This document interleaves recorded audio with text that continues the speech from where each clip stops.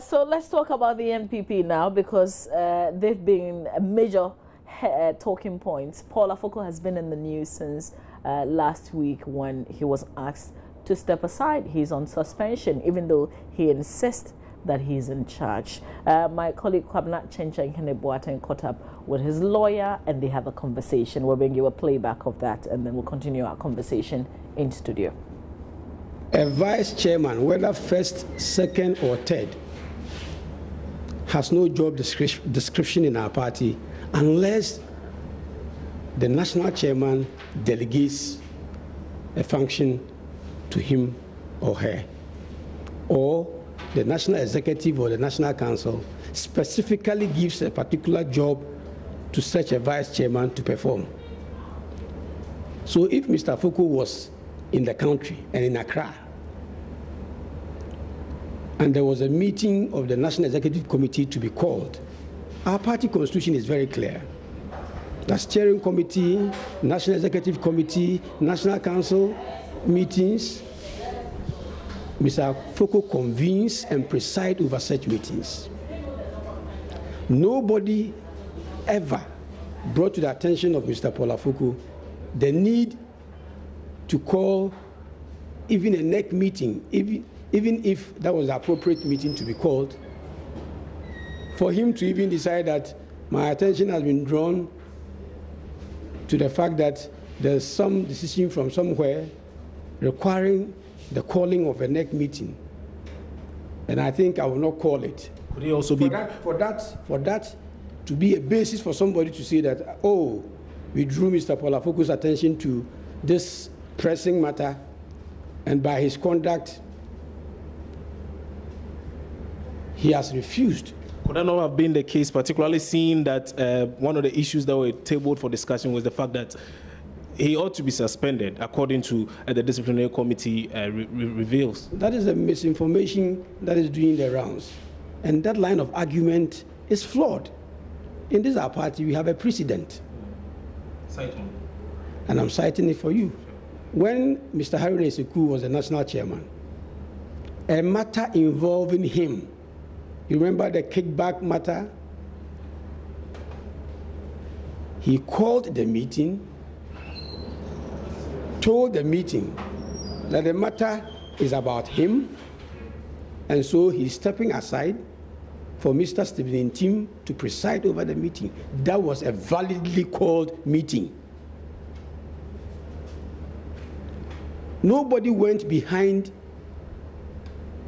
Mr. Iseku to call the meeting on his blind side, as it was done in this case.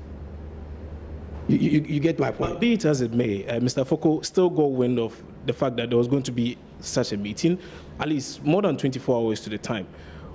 What prevented him where from... Where do you get this information? At least he came out with a press statement, and we all saw copies of that statement. No, it was clearly about 24 hours. It was clearly about 24 hours to the said meeting. Now, It wasn't 24 hours. whatever the case, he did get the information way ahead of time. Why did he not do something about it? Obviously, he did come out with a statement. Like what?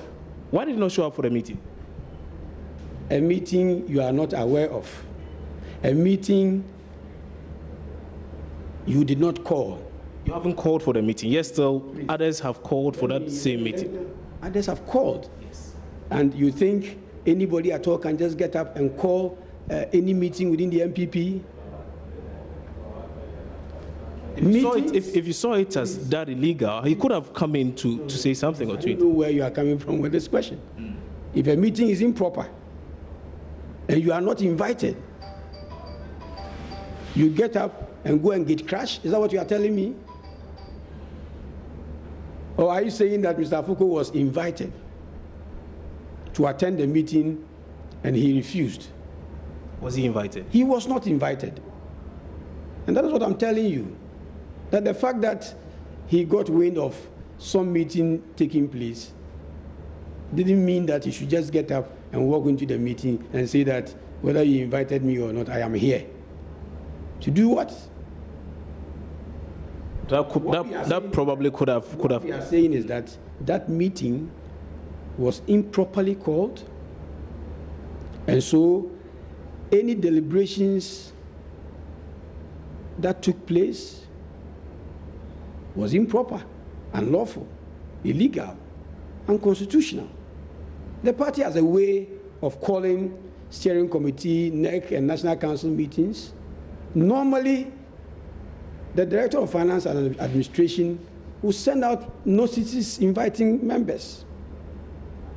In this particular case, the Director of Finance and Administration never sent out the notices. So by this, the notice, if you allow me to finish, the notice was sent from a mobile phone from a private office. Whose office? The office I cannot tell you, but the name of the person whose phone was used, I can tell you. Who? Nana Yawamankwa, a certain Nana Yawamankwa. And who is he in the party? Nobody in the party. And that is why I told you that if a properly called meeting, the notices of a properly called meeting are to be sent out, the party has a way of sending it out. And the Director of Finance and Administration does it. He knows how those official notices are sent out. So for a notice convening a NEC to be done from somebody's mobile phone, why would the Director of Finance and Administration not call it? So for us, that meeting was improperly called. Apart from that, it was improperly constituted. The NEC has a certain number. Those who met there did not even constitute a quorum. So you know of those who went there, the exact numbers? Of them. I see. I've heard some names, but let me ask. Since Mr. Afoko took office, there's been a lot of back and forth in the party.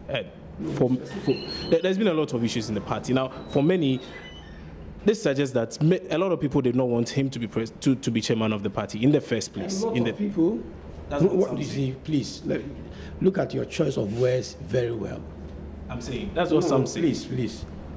Delegates meet in Tamale. Majority say they want him as national chairman. You sit here with me and tell me that majority didn't want him to be chairman? A lot of people doesn't connote majority anyway. But the question still remains. If a lot of people, yes, it doesn't anyway suggest majority. And majority of delegates said they wanted him as chairman, then what are you telling you? So since he became national chairman of the party, there's been a lot of bickering. Could this be? There's been a lot of what? There's been a lot of bickering in the party. There's been a lot of. Some say it's just an attempt to oust him from office. Is that an assertion you agree with? If you would remember, right from the point or time Mr. Afoko picked his nomination form, or even conceived the idea when it came out, before picking the nomination forms, that the man wanted to contest for the national chairmanship. The sort of bad mouthing, bad press he got. He was a cocaine dealer, he was a gay, a whole lot of negative things were said about the man. He picks his nomination form, ready for vetting, he attends vetting, and Mr. Paul Afoko alone,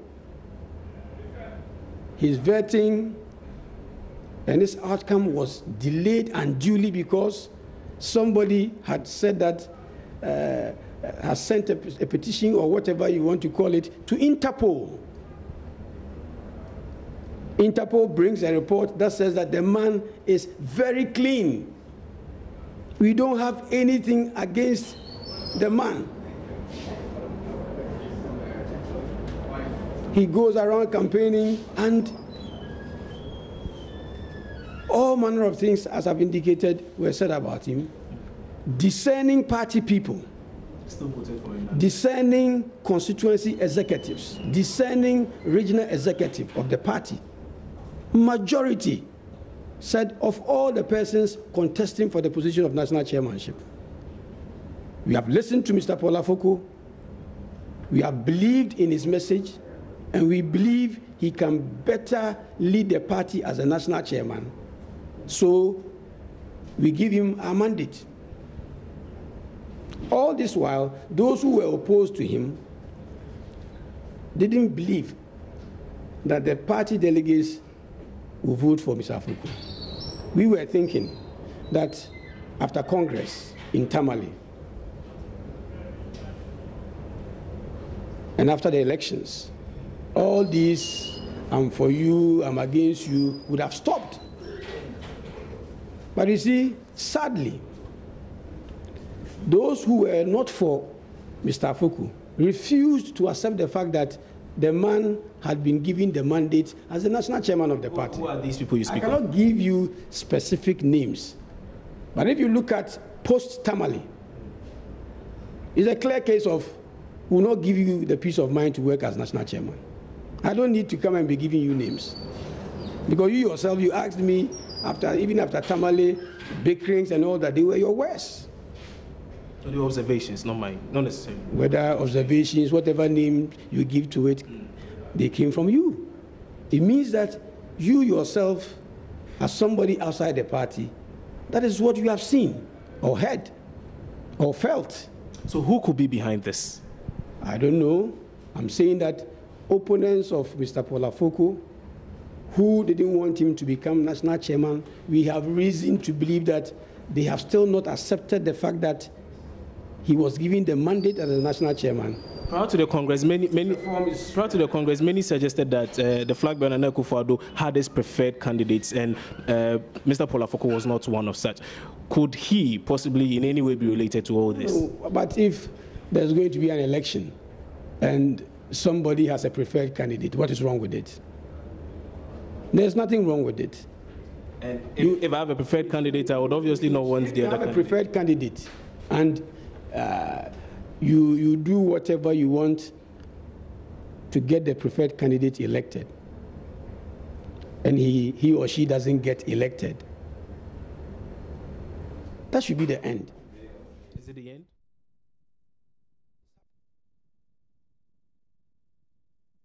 All right, that's Mr. Paul Afoko's lawyer there. That's the chairman of the NPP who is currently on suspension. We've also been joined by lawyer Mike Okoye Jr., who is also a deputy communications director of the NPP. So thanks for coming. Thank you very much for having me. All things fall apart and the center crumbles.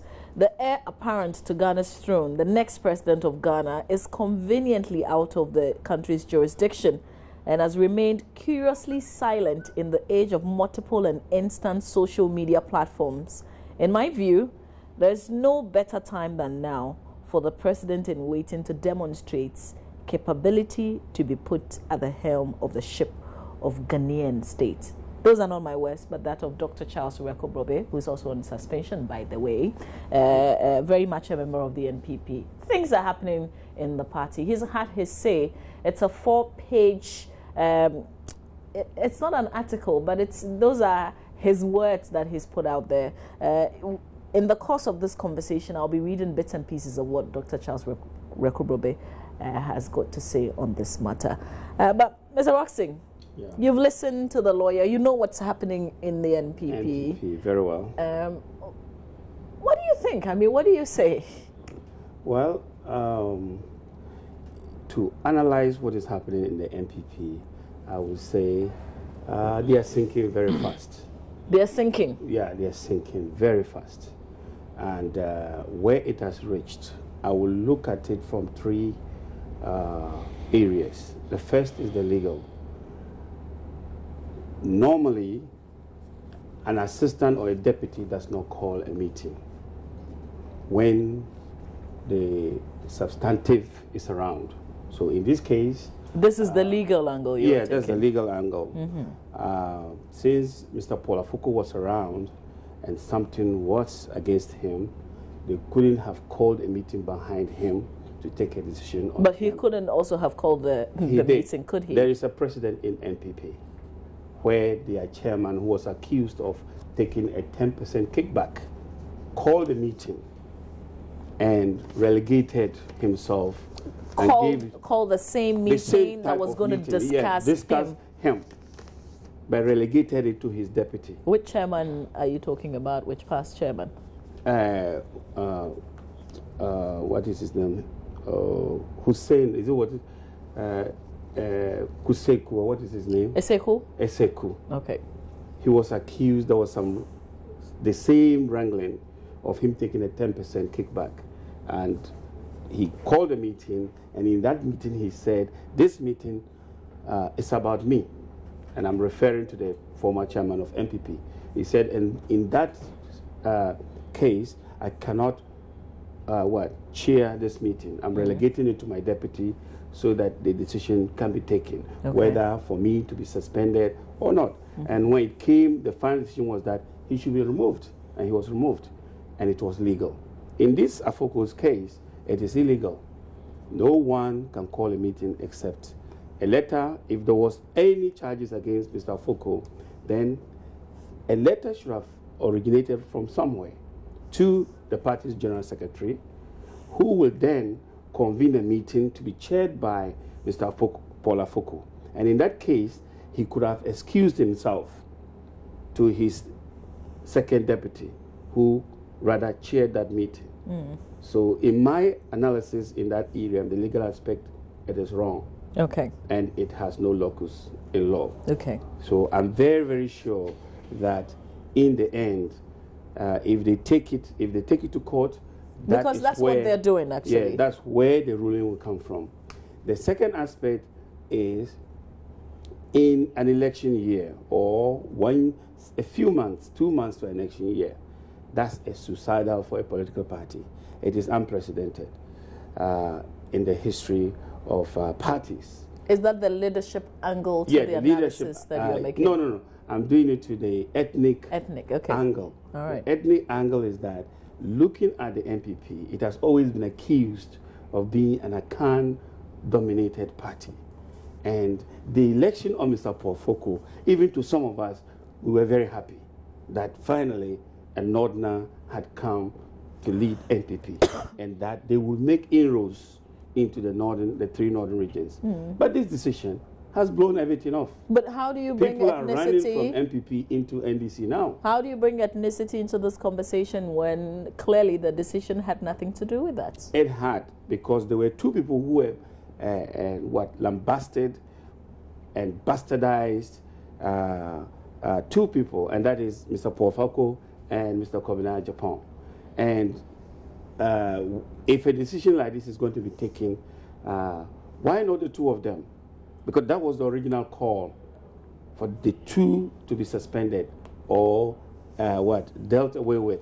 So if they have forgotten about the general secretary and zeroed in on the chairman, it becomes ethnic. And that name calling of NPP not being very sensitive to ethnic issues comes up. I've heard a lot this morning from one of the lead communications director of the Northern region, and that was the angle he was talking about. He was very bitter, and he comes from Tamale, that the Northerners, will not agree.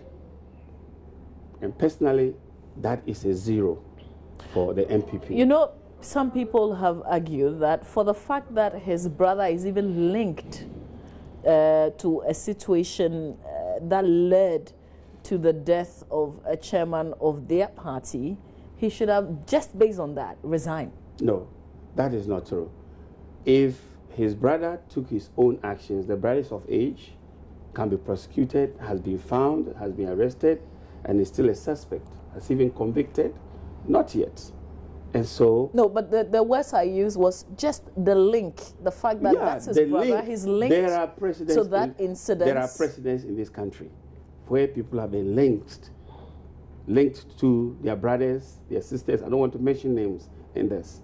And we never took those issues up as being those of the person or the public figure that was associated with that particular person. We haven't done that. Ghanaians are very discerning, and nobody has pointed finger at Mr. Afoko, that even though his brother was arrested as a suspect in the case, he is involved. I don't think that. So you think I don't think that Mr. Afoko in any way will ever think of doing such a thing.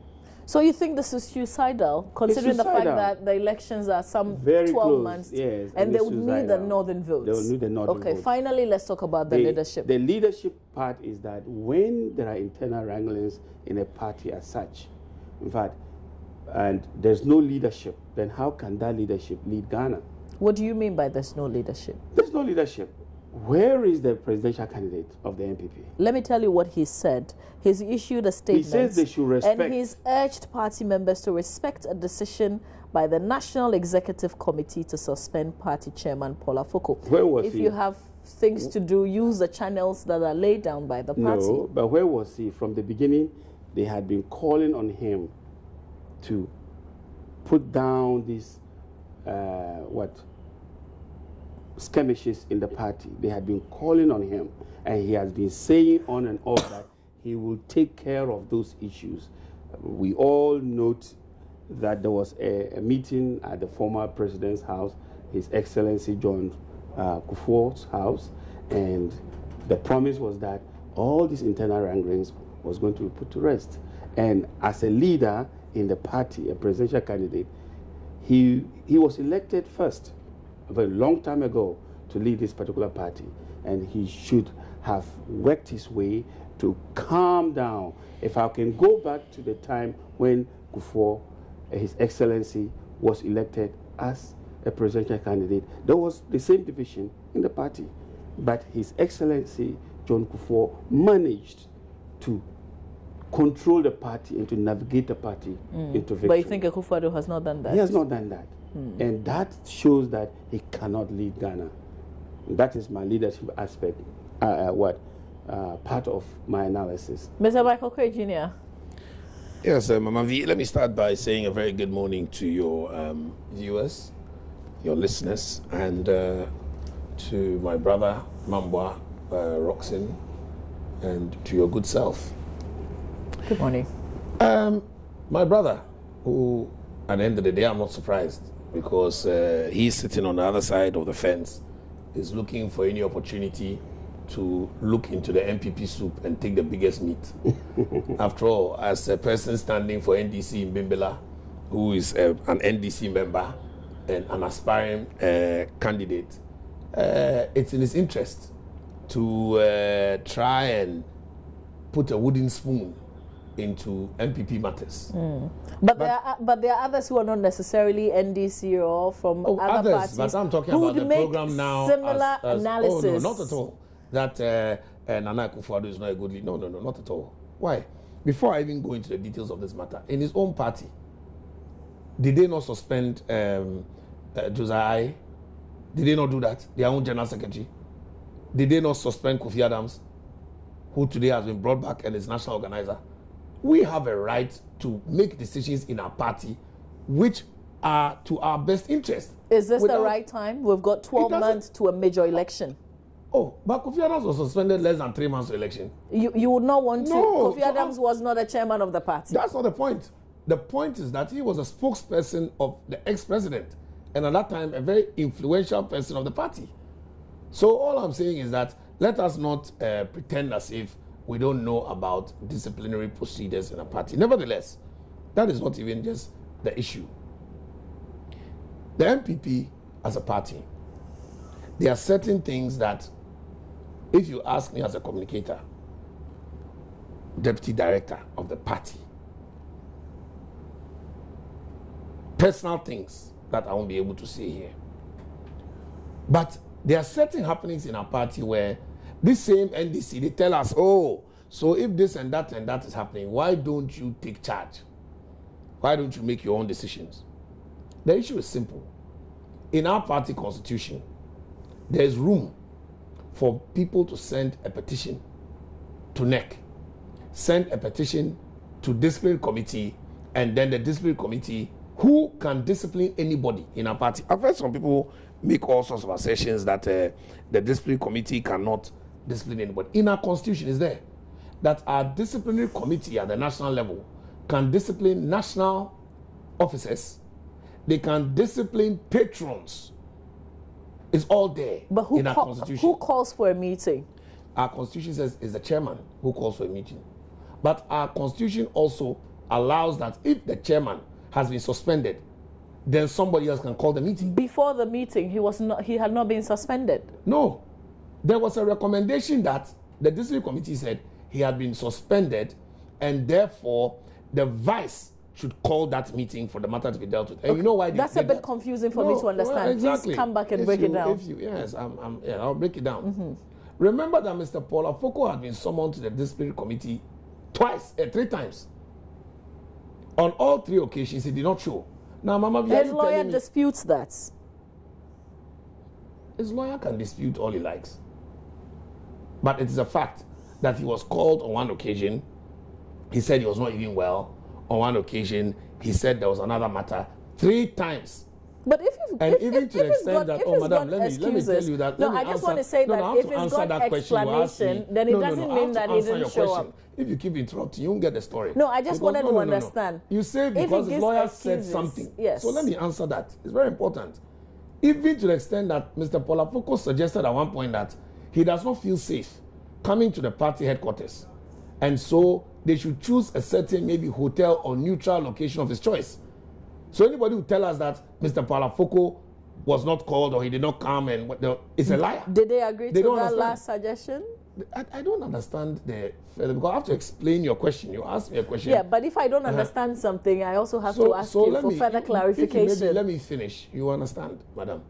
So if you are called on 3 occasions by the disciplinary committee of the party and you are not able to show, as for me, the issue is I don't want us to look at this thing on personal level. We are looking at it as systems. They should tell me, NDC, that if the disciplinary committee sanctions a member, you are called to it to come and explain something 3 occasions, and each time one was for unavailability, one was for sickness reasons, the 3rd time was for venue. In fact, some people have even made a statement that a general who cannot go to his own barracks, a party chairman cannot go to his own party headquarters for just a simple meeting. Mr. Kwabena Jepon has been coming to the headquarters. Mr. Kwabena Jepon has been coming to the office. He has been coming to work. At the moment, Mr. Kwabena Jepon has been traveling with a flag bearer. So anybody who will come and sit on TV and say that because Mr. Kwabena Jepon is not a northerner, I mean, I'm surprised that you will come up with that kind of angle of tribalism. Why? You sack Kofi Adams because he's an Ewe, or Josiah because he's a Gan, or your parties you don't like Gans. Is that the issue? Was the chairman before Mr. Afoko not a Gan? Was he an Akan? He wasn't. So are we saying that the 3 reasons he gave on the 3 different occasions were not good enough? No, I'm not saying that. I'm not saying that. I'm not a member of the disciplinary committee. That is not my jurisdiction. I'm just giving you the story because I am not forming any opinion on this matter. Because you're saying that he was suspended even before this announcement. What happened was that because he did not come the 3 times, if you had come there and you had finished the matter with him, then they could have addressed him and said, okay, in our opinion, we still think that we are going to recommend to NEC that you should be suspended. So call a meeting and so on and so forth. Okay. But because he was not there and he had not, remember that one of the charges against him was that he's not calling NEC meetings. He's not calling National Council meetings. He's not calling steering committee meetings. Is the party to be held to ransom? No.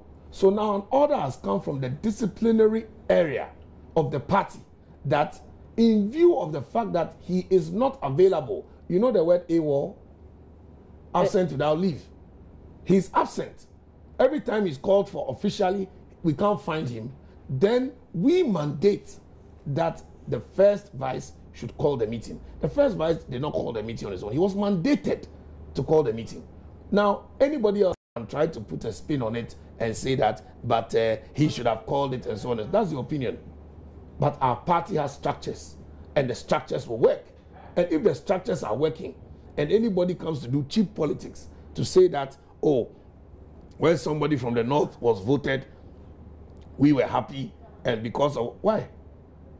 Our party is not to vote a particular person to make a certain people happy. When Jake was voted into power, it doesn't mean that I was happy because I was a Gan. No, I was happy because he can do the work. And we should be looking at the competence of the person. Of course, you can have a slight opinion that, oh, this person has been elected from this area and so on and so forth. But that is not how our party works. That is not how NPP works. So we deal with the matters as they come. Look, can I ask you, Dr. Just have turmoil. They had so much turmoil that a new political party was formed from within NDC. NDC joined a Congress, beat up a woman, trying to strip her naked, Francis Yem. They did this. NDC, government in power. Have we not heard how the Afoko North MP, the chairman, has been stabbed in the head? Mr. Roxy, is this what happening in your party? And all of this is happening. You come and sit here and pretend. No, we in NPP, we have not had a new party formed. We in NPP, we have not had our former first lady, Nana Kunedo Adjumare Rawlings, go and form NDP. We have not had Obeda Samwa go and form DFE. We have not had all of that. So this is not unique. This is not unique. I want to know. I want to even create that history. And you know the funny thing, madam, despite all that happened, they still won the election in 2008. Because Ghanaians realized that it is not what is happening in the party that determines governance. Ghanaians remember that when Ghana was under the management of NDC for civilian rule of 8 years and the rest, they left Ghana at hip peak. When NPP came, within 8 years, lower middle income. They have come back again. Within 7 years, we are at IMF bailout. That is what Ghanaians know. They are not going to look at, something happened in your party headquarters and something. Let me give Mr. Roxon the opportunity because you've been listening for a while. Yes, unfortunately, he has mentioned NDP, and I want him to know, maybe he doesn't know, that I was the interim general secretary of the NDP.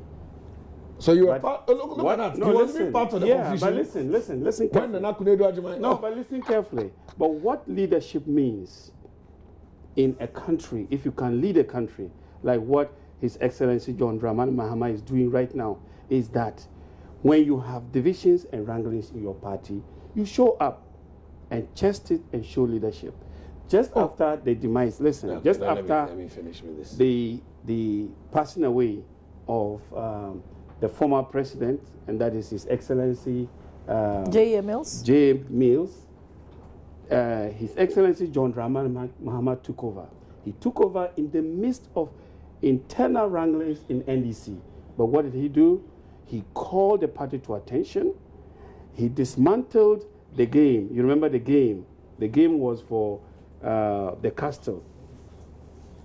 And then what they call it was for Fonka. The Fonka was for Ridge. He called a meeting, and in that meeting showed leadership. So we could win the next election. So you think President Mahama, I mean, if you compare his leadership skills to that of Nana Akufo-Addo, he's better at it? Two different ways. They not even crossing each other. They will never parallel. They will never cross each other. Well, because the leadership style of His Excellency John Dramani Mahama is compromising, bringing people together for a purpose. Okay, and that was what he did when NDC was divided. All right. We were totally divided to a point that we formed a party. But what happened? He said, look, if we can unite and not everybody from the NDP is back to the NDC, by the way. It is still a party. But almost everybody has come back to NDC. Well, let me end with you, Mr. Michael Kija. How is this? What should we expect again? So he's on suspension indefinitely. I was actually going to add what you just added. That I'm surprised that he's saying that President John Mahama has been able to bring so and so on board, because we all know that even Nana Kunedo Adjumare Rawlings herself is not on board. You have not been able to. But because I don't have time. I want to know what's going to happen. Come back. Let's talk about the NPP. And then I speak. Yeah, please, let's talk about the NPP. You speak and I speak. Let's talk about the NPP. I just wanted to give an example that sometimes you should remove the wooden log from your eye before you talk about the speck. What's going to happen now? What is going to happen is that the systems are going to work. If the chairman, who has been suspended now, Mr. Afoko, has a grievance, as Nana Dodanko Akufo-Addo said, he must take it through the structures. If he's not satisfied with that, then he has a way to go out somewhere else. But for me, Mama V, let us be very blunt here, that in this period there's been a lot of turmoil in the party. Somebody made a joke that within the time that we've had our chairman on board, we've had more peace talks in NPP, more than Israel and Palestine combined. We have to do something about it. So he is the problem. So if our NEC has done something in their opinion about it, and he disagrees, he will come to NEC. When he comes to NEC, then they will sit down and they will talk. But nobody should sit anywhere and make it look as if because we are dealing with our problems in NPP, NPP is not viable or NPP doesn't know what they are doing. Okay. In fact, it's because we know what we are doing, that's why we are attempting to deal with our own issues in our party, and then we come out to, by the grace of God, win the next election with Nana Addo Dankwa Akufo-Addo, who we know in our constitution, see, our party is running for NDC. Nana Addo is not allowed to interfere in our party. All right. Nana Addo cannot call meetings. Nana Addo is not allowed to influence any decision. That is how we have done it. Dichotomy. Nana Addo should stay somewhere so that the party can run without Nana Addo. So I'm now when grateful there's for a your problem, time this morning. I don't see why you should We have blame to end. Nana Addo for the problem. wonder. All right, we have to end the Give me talk the last segment. word. How can I give you the last word? Is that Glad the that last word? No, I need to with get the last Is that an entertainment. instruction? That's why you can't win. My friend, the father you are